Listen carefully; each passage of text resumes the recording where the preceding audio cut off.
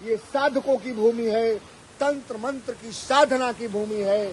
इतना शुद्ध जल, इतना पवित्र जल। कावेरी नदी के बारे में चर्चा है कि क्रोधित होकर अगस्त ऋषि ने कावेरी नदी को अपने कमंडल में कैद कर लिया था श्रापित करने के लिए। तदुपरांत भगवान ये सनातन से जुड़े हुए जितने भी सांस्कृतिक स्थल हैं, जो धार्मिक स्थल हैं, ये मंदिर, यह ऋषि का देश, यह कृषि का देश है। और पूरा जो ये पहाड़ियों से घिरा हुआ जो दृश्य है, जो इसकी संपूर्ण व्यापकता है, वह यहाँ पर आने के बाद ही एहसास कर सकते हैं। जय श्रीमन नारायण। ये बैकुंठनाथ भगवान बैकुंठ है। अनंत काल से, सहस्त्राब्दियों से, हजारों हजार वर्ष से सनातन की शक्ति और हमारी धार्मिक ऐतिहासिक संपदा का जीता जागता उदाहरण ये बैकुंठनाथ। और बैकुंठनाथ के ऊपर देव पुष्प, ये वृक्ष जो है वो देव पुष्प है, बहुत ही सुगंधित। ये इसका जड़ देखिए जितना पुराना है, इसके बारे में भी पता नहीं कि कितने वर्षों से, कितने सैकड़ों हजारों वर्षों से पहाड़ियों के बीच में पहाड़ी नुमा जड़ को लिए हुए ये देव पुष्प भगवान बैकुंठनाथ के ऊपर है। और ये बैकुंठ गंगा, अभी हम जहाँ हैं, इसकी ऐतिहासिकता ये है कि रामानुजन स्वामी जी 1000 वर्ष पहले और उनके भी पहले जो भी संत हुए, जो भी साधक हुए, ये साधकों की भूमि है, तंत्र मंत्र की साधना की भूमि है। इतना शुद्ध जल, इतना पवित्र जल, निर्मल धारा, जो यहाँ से पीछे 8 किलोमीटर से इसका स्रोत पता चलता है और आगे जाके मेलकोटे के निचले हिस्से में मिल जाता है। यही है बैकुंठ गंगा, परम पावनी पतित पावनी माँ गंगा का एक स्वरूप। और इतना शुद्ध और पवित्र जल कि पूरे शरीर में स्फूर्ति पैदा करता है, ऊर्जा पैदा करता है। आप देखिए कि कैसे ये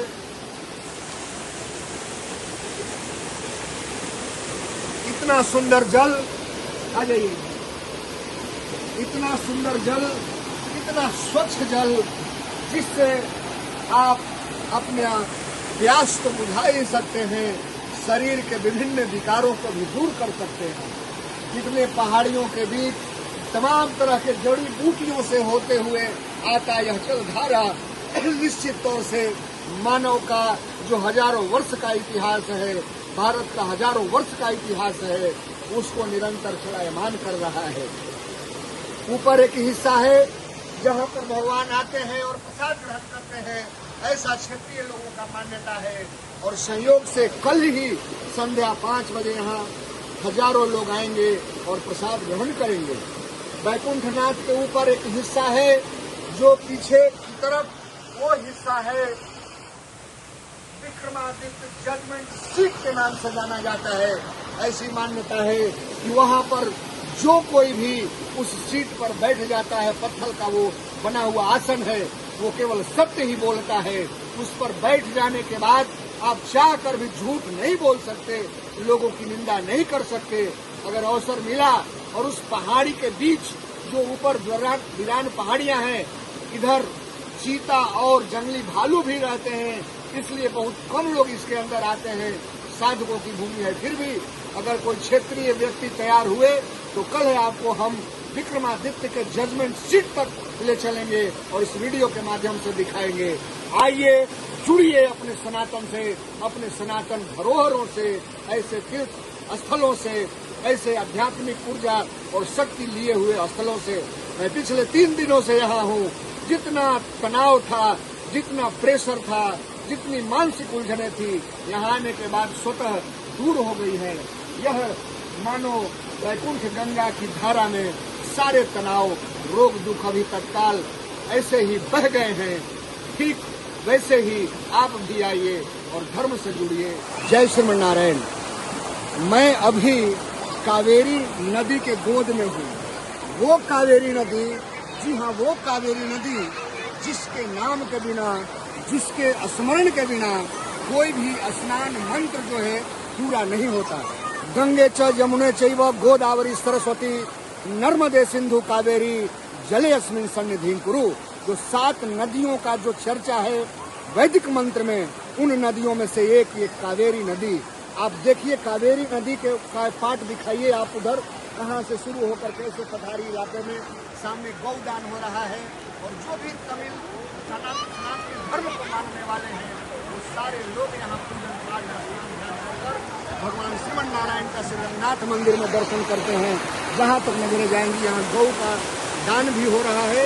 मैं सबसे पहले मैं आपको अब बता दूं कि कावेरी नदी एक देवी के रूप में पूजी जाती है, जिनकी चर्चा तमिल साहित्य में की गई है। कावेरी नदी के बारे में चर्चा है कि क्रोधित होकर अगस्त ऋषि ने कावेरी नदी को अपने कमंडल में कैद कर लिया था श्रापित करने के लिए। तदुपरांत भगवान गणेश उनके कमंडल में सीख मारकर जब गिरा दिए इसी स्थल पर कर्नाटक में, तो कावेरी नदी का उद्गम स्थल कर्नाटक है, जो लगभग 800 किलोमीटर तक कर्नाटक और तमिलनाडु में होते हुए ये आगे बढ़ती है। और ये आधुनिक काल में कावेरी नदी को लेकर तमिलनाडु और कर्नाटक में समय समय पर विवाद भी होते रहता है। ऐसे पुण्य सलीला, ऐसे पतित पावनी माँ गंगा स्वरूपा माँ कावेरी के जल को प्रणाम है। जय श्रीमन नारायण। ये सनातन से जुड़े हुए जितने भी सांस्कृतिक स्थल हैं, जो धार्मिक स्थल हैं, ये मंदिर, यह ऋषि का देश, यह कृषि का देश। मैं अभी जहां हूं, यह धरती से कितना ऊंचा है आपको सूरज प्रताप सिंह दिखाएंगे। आप कैमरे से देखिए कि मैं अभी धरती से कितना ऊंचा पहाड़ी पर हूं। और यह पहाड़ी कर्नाटक राज्य का मेलकोटे ग्राम का है। ये जो आप देख रहे हैं सामने, यही छोटा सा मेलकोटे ग्राम है, लेकिन इसका धार्मिक और साहित्यिक और सांस्कृतिक महत्व इतना ज्यादा है जिसके बारे में जानना लोगों को बहुत ही आवश्यक है।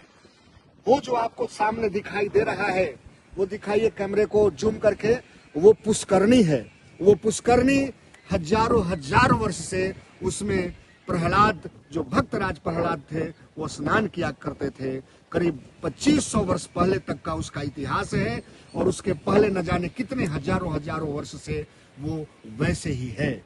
और पूरा जो ये पहाड़ियों से घिरा हुआ जो दृश्य है, जो इसकी संपूर्ण व्यापकता है, वह यहाँ पर आने के बाद ही एहसास कर सकते हैं। ये जो पीछे का जो हिस्सा है, यह वही ऐतिहासिक योग, जो नरसिंह के तौर पे जाते हैं, योग नरसिंह, उनका मंदिर है। इसी मंदिर में, इसी स्थल पर प्रहलाद जी को भगवान नरसिंह ने अपना दर्शन दिया था। नरसिंह अवतार जो भगवान नारायण का चतुर्थ अवतार है, चौथा अवतार है, वह इसी भूमि, इसी पावन भूमि से जुड़ा हुआ है। और इतना सुंदर स्थल, यह प्राचीन और पौराणिक काल में जब कृत काल पर था, जब यह आरंभिक काल पर था, तो इस क्षेत्र को नारायणाद्रि नाम से जानते थे। तो ये नारायणाद्रि जो पूरे नारायण का क्षेत्र है, इस रूप में जाना जाता है श्रीमन नारायण भगवान का। और द्वापर युग में जब कृष्ण के भक्त जब यहाँ पर आए, उस समय से इसको यादवाद्रि क्षेत्र के तौर पर जाना जाता है।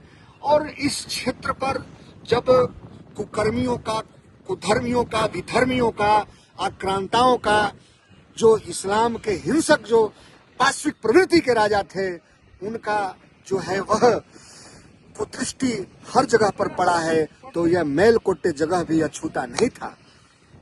टीपू सुल्तान, जैसा कि सबको पता है, यहाँ से 50 किलोमीटर दूर ही मैसूर श्रीरंगम है, वहां पर टीपू सुल्तान शासक हुआ करता था। और टीपू सुल्तान मेलकोटे में आया और अपने शासन काल के दरमियान लगभग 400 वर्ष पूर्व इस गांव में आता है और यहाँ पर 200 ब्राह्मणों की हत्या वो कर देता है। वो दीपावली का दिन था। तब से लेकर आज तक इस गांव में दीपावली नहीं मनाया जाता। दीपावली उसके एक दिन मनाते हैं, जब पूरा देश दीपावली मना रहा होता है। तो अपने पूर्वजों के याद में आज सैकड़ों वर्ष से मेलकोटे ग्रामवासी सनातनी हैं वो दीपावली नहीं मनाते। कमजर्फ नमक हरामी जो है वो इस्लामों के खून में होता है, वो मुसलमानों के खून में होता है। टीपू सुल्तान के पिता हैदर अली थे। एक ऐसी मान्यता है और प्रमाणिक इतिहास है कि हैदर अली जब अपने हजारों सैनिकों के साथ मैसूर से मेलकोटे की तरफ आ रहे थे तो उनके सेना में जितने भी जो हाथी दल के जो हाथी थे वो सारे हाथी न जाने किन कारण से बीमार पड़ गए। लेकिन उन्हीं के सेनाओं में से एक व्यक्ति ने बताया कि इन्हीं नरसिंह भगवान के आकर मंदिर में जब आप कुछ विशेष पूजा अर्चन करेंगे, मंदिर धुलवाएंगे, व्रत रखेंगे तो सारे हाथी जो हैं वह पूर्णतः निरोग हो जाएंगे और स्वस्थ हो जाएंगे। हैदर अली ने यही किया और उसका सारा जो है वो हाथी पूर्णतः स्वस्थ हो गया। तो ऐसे सनातनी भगवान में शक्ति, भगवान नरसिंह में शक्ति कि इस्लामी क्रांति, इस्लामी कुकृत्य करने वाले राजाओं को भी झुका दे और अपने धर्म मानने पर विवश कर दे। तो ये ऐसा जो पूरा दिव्य और जो भव्य मंदिर है, सोचिए यहाँ की ये कल्पना करिए कि धरती से इतना ऊंचा ये पहाड़ी और इस पहाड़ी पर इतना भव्य मंदिर का निर्माण किस तरीके से इतना वजनदार, इतना भारी भारी जो है पत्थर के टुकड़े लाए गए होंगे, ये विशालकाय पत्थर, और तब जाकर मंदिर का निर्माण हुआ। आज जब विज्ञान इतना विकसित हो चुका है तब तो हर कार्य संभव लगता है, लेकिन प्राचीन काल में इस तरह का कार्य करना, मध्य काल में इस तरह का कार्य करना वास्तव में एक रोमांचक विषय है और अपने आप पर गर्व करने की अनुभूति है। यहाँ पर संस्कृत जो है वो विद्यालय भी है, संस्कृत शोधन केंद्र भी है। संस्कृत भाषा को अभी यहाँ मेलकोटे ने बचा कर रखा है। और सबसे बड़ी बात, रामानुजम संप्रदाय के संस्थापक रामानुजम स्वामी जी इसी ग्राम में, इसी मेलकोटे में 12 वर्ष तक रहकर उन्होंने अपना अध्ययन, अध्यापन किया, तपस्या किया और सनातन को एक नई दिशा दी और धर्म में वैष्णव धर्म को स्थापित किया। विभिन्न हिस्सों को देखिए, ये पूरे क्षेत्र को देखिए, ये पहाड़ियों से घिरा हुआ एक हिल स्टेशन जैसा प्रतीत होता है, बल्कि हिल स्टेशन इसे कहें तो कोई अतिशयोक्ति न होगी। ये जो एक आप तालाब देखें, जो पुष्करनी का अर्थ ही होता है तालाब, इस पूरे गांव में छोटे बड़े 108 तालाब इस हिस्से में लाकर कैमरे को आप दिखाइए, ये कितना सुंदर दृश्य। और इधर जितने भी दिखाएंगे आप कैमरे को जूम करिए, ये छोटे छोटे जो पानी के स्लॉट दिखाई दे रहे हैं वे सारे जो हैं वो तालाब ही हैं। तो तालाब इतना उस समय के राजाओं ने किस लिए बनवाया? इसलिए कि ये पहाड़ी इलाका, पठारी इलाका, जब पानी की दिक्कत न हो, इसलिए जगह जगह पर पानी को संरक्षित करने के लिए, जल को संरक्षित करने के लिए, ताकि यहाँ के लोगों को कोई कठिनाई और दिक्कत न हो। यह मेलकोटे समय और काल के साथ एक बहुत बड़ा जंगल के तौर पर भूल गया था और लाखों वर्ष पहले के भगवान नरसिंह के अस्तित्व को लोग भूल गए थे। लेकिन रामानुजम स्वामी जी जब यहाँ 1000 वर्ष पहले आए तो उन्होंने यहाँ पर जो भूले हुए चीज थे, जो विस्मृत हो गए थे लोगों के विचार से, लोगों के नजर से, उसको उन्होंने स्थापित किया। और सबसे ज्यादा समता मूलक समाज के संस्थापक रामानुज स्वामी जी महाराज, उन्होंने यहाँ मंदिर में दलितों को प्रवेश करवाया, महिलाओं को प्रवेश करवाया, गरीब और अमीर के भेद को मिटाया। तो ऐसे वैष्णव सनातनी संत जिन्होंने पूरे उस कालखंड में, मध्यकाल में, जब जातिवाद और अस्पृश्यता, छुआछूत पूरे सबाब पर था, पूरे उफान पर था, उस समय उन्होंने एक समरस समाज की स्थापना की और उसे भारत के विभिन्न हिस्सों में पहुंचाया। आज धीरे धीरे जब ऐसे स्थान पर सोशल मीडिया के युग में, डिजिटल इंडिया के युग में जब लोग जान रहे हैं, तब आकर अब जो है मेलकोटे आने वाले लोगों की संख्या धीरे धीरे बढ़ी है। और जय श्रीमन नारायण।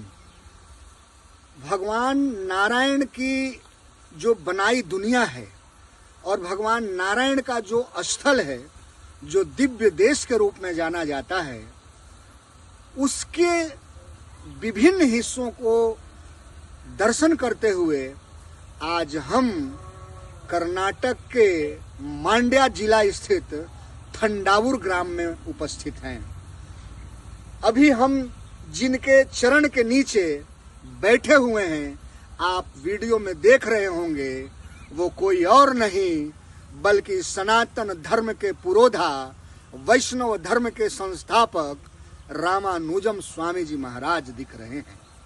ये जो पूरी धरती है, ये जो पूरा जो आपको क्षेत्र दिखाई दे रहा है, ये पूरा इलाका है, ये रामानुजम स्वामी जी महाराज की तपोभूमि है। 120 वर्ष की आयु तक भगवान नारायण के प्रचारक और प्रसारक, वैष्णव धर्म के संस्थापक रामानुज स्वामी जी ने अपना जीवन जिया।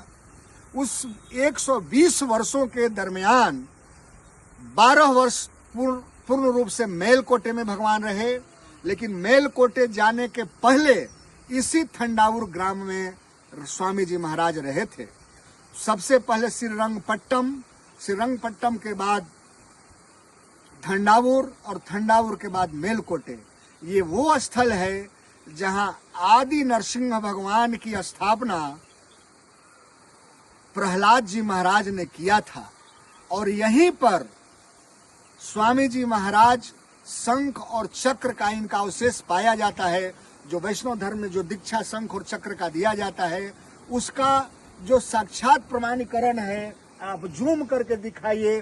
पहाड़ की जो वो सबसे उच्चतम चोटी है, जो पहाड़ का जो सबसे ऊंचा वाला हिस्सा है, उस पर शंख और चक्र बनाया गया है।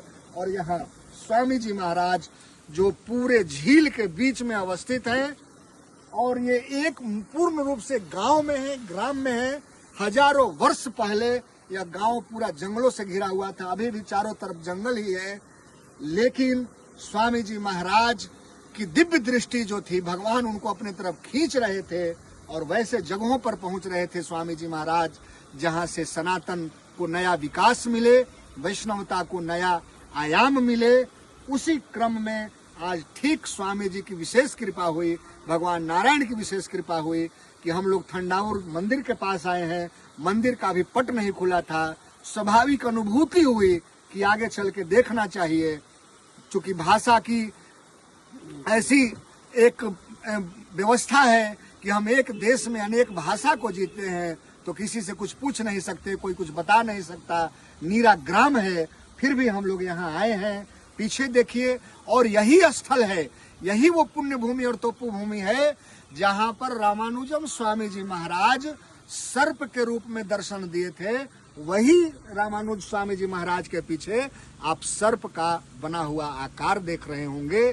तो ऐसे पुण्य सलीला पुनित पावन तपोभूमि धरती को प्रणाम करते हैं, और सौभाग्य से हम सब बिहार से चलकर ऐसे एक कर्नाटक के गांव में पहुंचे हैं। ये भगवान नारायण की ही कृपा है, और नारायण की कृपा क्यों न हो, क्योंकि सनातन धर्म का जो एक प्रमुख हिस्सा है वैष्णव संप्रदाय, वैष्णव धर्म जिसमें रामानुजम संप्रदाय, उसका एक मुख्य आधार बिहार में जो है वो पटना जिला के नौबतपुर प्रखंड अंतर्गत तरेत ग्राम में है। और वही तरेत पाली के हमारे अभिभावक श्री कमलेश शर्मा जी साथ हैं, और इनका भी सौभाग्य, चूंकि उस मिट्टी की खुशबू सपत्नीक यहाँ पधारे हैं, हम सब तो अकेले आए हैं। तो हम सब पर ठाकुर जी की कृपा, स्वामी जी की कृपा और रामानुजम भगवान की कृपा और भगवान नारायण की कृपा ही मानकर चल रहे हैं जो ऐसे जगह पर आए हैं।